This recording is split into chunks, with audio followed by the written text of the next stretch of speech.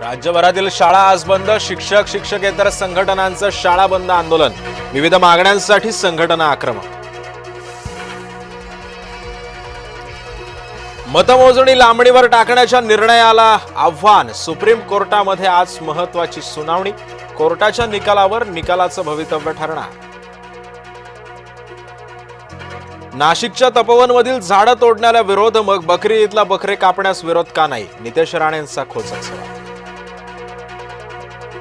तपोवनमधील वृक्षतोडीबाबत सरकारनं दिशाभूल करू नये. कोण काय म्हणालं याचं घेणं देणं नाही. अभिनेता सयाजी शिंदेंची प्रतिक्रिया.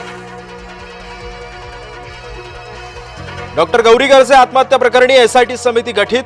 महिला आयपीएस अधिकारी समितीच्या अध्यक्षा पोलीस उपायुक्त रागसुधा आर सह 7 अधिकाऱ्यांची समिती.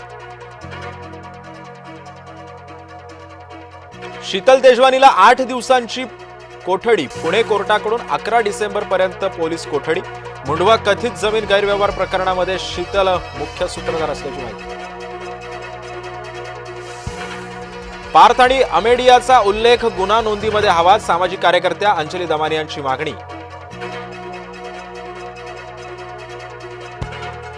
ठाण्यामध्ये गुंडाकडून महिलांना शिवीगाळ. फेरीवाल्याच्या गाडीवर कर्मचाऱ्यांना मारहाण. अखेर गुन्हा दाखल.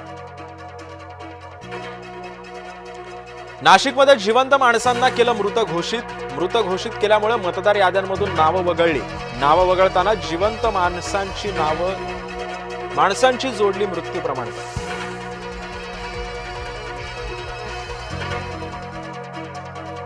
हिवाळी अधिवेशन संपताच रखडलेल्या निवडणुकांची घोषणा होण्याची शक्यता. सूत्रांची जय महाराष्ट्राला माहिती.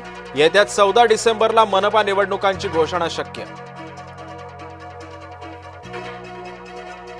मतदान